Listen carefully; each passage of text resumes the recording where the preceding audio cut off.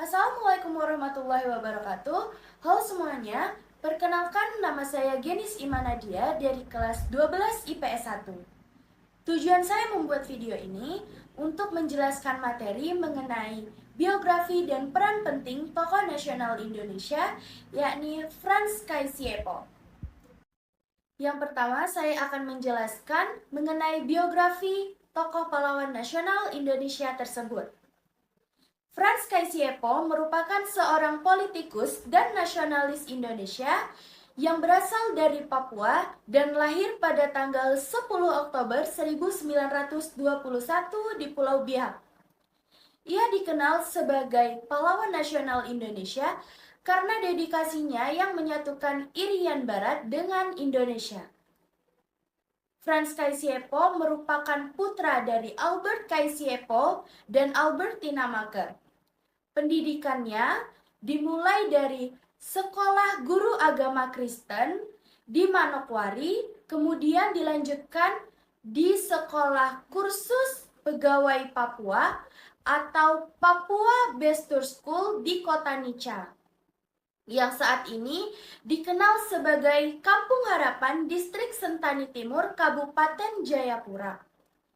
Selanjutnya, saya akan menjelaskan mengenai peran penting Frans Kaisiepo bagi negara Indonesia. 1. Mendirikan Partai Indonesia Merdeka atau PIM. 2. Terlibat dalam Konferensi Malino 1946. 3. Mengusulkan nama Irian menjadi Papua. 4. Mendirikan Partai Irian Sebagian Indonesia atau ISI. 5. Membantu pendaratan sukarelawan Indonesia di Mimika. 6. Menjabat sebagai Gubernur Papua keempat. Yang terakhir, penghargaan dan pengabdiannya di negara Indonesia. Selain itu, namanya juga diabadikan dalam beberapa aspek. Misalnya sebagai kapal perang TNI Angkatan Laut, yaitu KRI Frans Kaisiepo.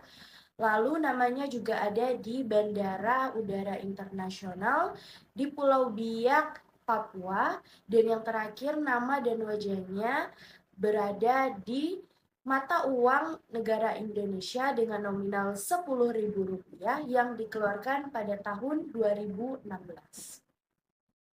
Demikian informasi mengenai biografi Frans Kaisiepo dan perannya bagi Indonesia. Semoga kita semua dapat melanjutkan jasa pahlawan yang telah berjuang bagi bangsa dan negara kita. Saya Genis Imanadia mengucapkan terima kasih. Wassalamualaikum warahmatullahi wabarakatuh. Dadah.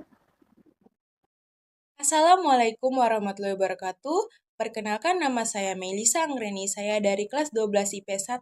Di sini saya akan menjelaskan salah satu tokoh pahlawan nasional Indonesia, yaitu Silas Papare.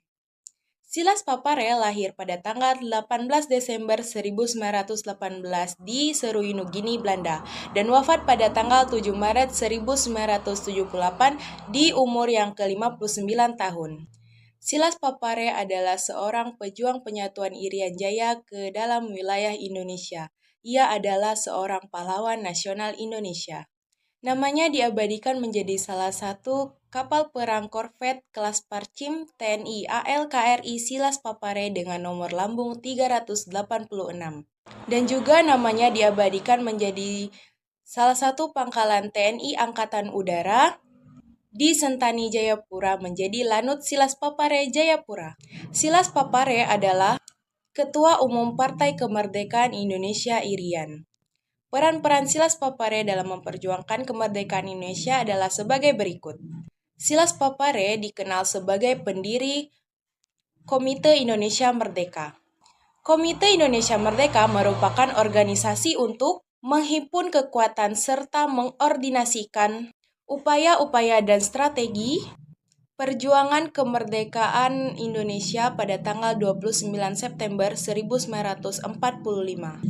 Mengajak para pemuda bergabung di Batalion Papua dan mempengaruhi mereka untuk mengusir Belanda. Membentuk Badan Perjuangan Irian didirikan dengan tujuan sebagai cara memperjuangkan penyatuan Papua ke dalam NKRI. Dan terakhir, Silas Papare dipercaya untuk menjadi delegasi di New York dalam perundingan antara Indonesia dan Belanda yang membahas tentang pembebasan Irian Barat. Sekian penjelasan dari saya. Terima kasih.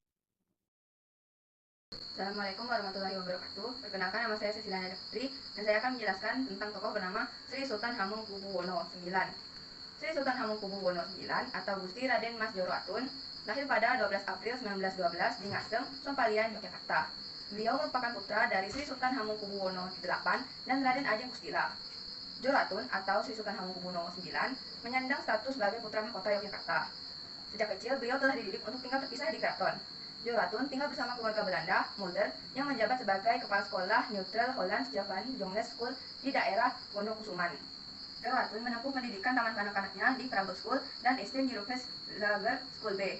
Setahun kemudian, beliau pindah ke kediaman keluarga Koch dan sekolah di Neutral Europees Lager School B.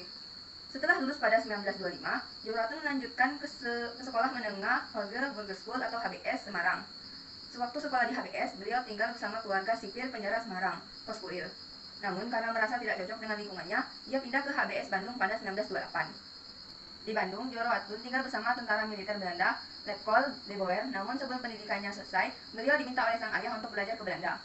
Beliau berangkat pada Maret 1930, didampingi keluarga Hofland, seorang direktur pabrik gula. Sesampainya di Belanda, Joro Atun sekolah di dua lembaga berbeda, yaitu HBSB dan Slenjik Gymnasium. Setelah lulus pada tahun 1943, beliau pindah ke Leiden dan masuk Universitas Leiden mengambil studi Indologi, yakni studi mengenai administrasi kolonial, etnologi, dan kesastraan di Hindia Belanda.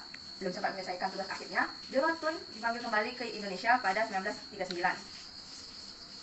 Sesampainya di Batavia pada Oktober 1939, Joro Atun dijemput oleh keluarganya di pelabuhan Tanjung Priok.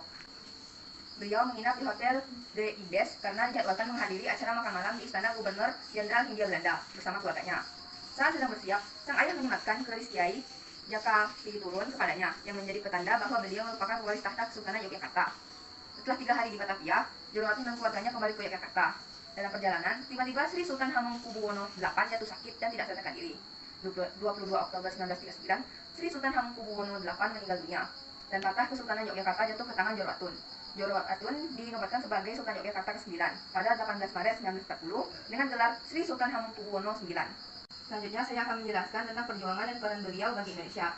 Sri Sultan Hamengkubuwono IX mengajukan pembangunan kanal irigasi yang menghubungkan Kali Progo dan Kali Opak kepada Jepang untuk melindungi rakyat Indonesia.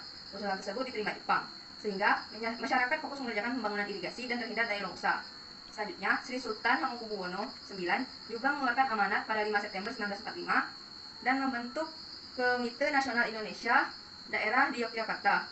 Lewat amanat 5 September 1945, Sultan menyatakan bahwa Kesultanan Yogyakarta masuk ke NKRI pada masa kemerdekaan Indonesia.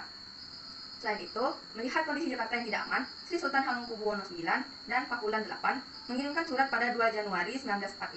Surat tersebut berisi apabila pemerintah Republik Indonesia bersedia, mereka bisa memindahkan ibu kota ke Yogyakarta. Tawaran itu diterima dan pada 4 April 1946 ibu kota dipindahkan ke Yogyakarta sementara. Lalu beliau juga berpartisipasi pada serangan umum 1 Maret, yakni ketika Belanda melancarkan agresi militer 2 di Yogyakarta pada 19 September 1948. Sultan mengerahkan seluruh usaha untuk mempertahankan Yogyakarta dan dengan memerintahkan agar semua gerbang keraton segera ditutup, sehingga orang Belanda tidak bisa masuk. Januari 1949, Sultan memutuskan untuk mundur dari jabatan Gubernur Daerah Istimewa Yogyakarta pertama. Karena kondisi perang berkepanjangan, Sultan mengusulkan pada Jenderal Sudirman untuk melancarkan serangan agar dunia tahu bahwa Republik Indonesia masih ada. Sri Sultan Hamengkubuwono IX mengadakan pertemuan rahasia dengan Lekol Soeharto guna merencanakan serangan yang kemudian dikenal dengan serangan umum 1 Maret. Selain perjuangan tersebut, Sri Sultan Hamengkubuwono IX juga menjadi Bapak Pramuka Indonesia. Pada 1961, ketika banyak organisasi kepanduan akan dijadikan satu wadah, Soekarno berkonsultasi kepada Sultan. Lalu pada 9 Maret 1961, Soekarno membentuk panitia pembentukan Gerakan Pramuka. Sri Sultan Hamengkubuwono IX menjadi salah satu pengurus. 14 Agustus 1961, dilakukan penganugerahan Panji Kepramukaan yang kemudian diperingati sebagai Hari Pramuka.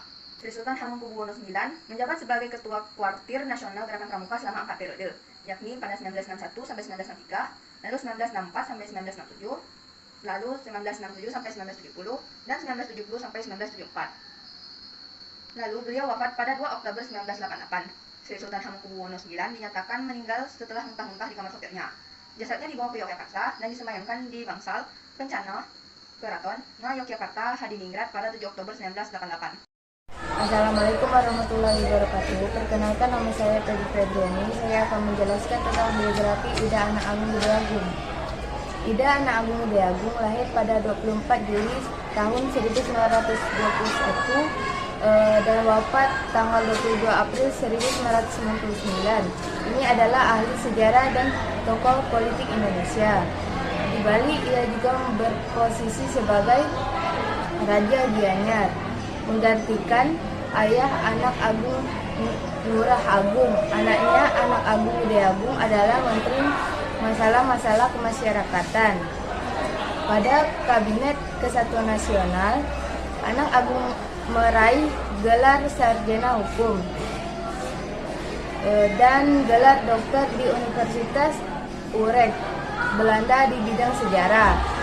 Dan peran Ida Anak Agung Gede Agung di tahun 1949, Ida Anak Agung Gede Agung memimpin delegasi negara Indonesia Timur dan wakil ketua Perhimpunan Masyarakat Federal ke konferensi meja bundar di Den Haag, Belanda. Peran beliau dalam perjuangan diplomasi ini menguatkan posisi Indonesia dalam perundingan sehingga Belanda mengakui perdaulatan NKRI. Sekian penjelasan dari saya akhiri. Wassalamualaikum warahmatullahi wabarakatuh.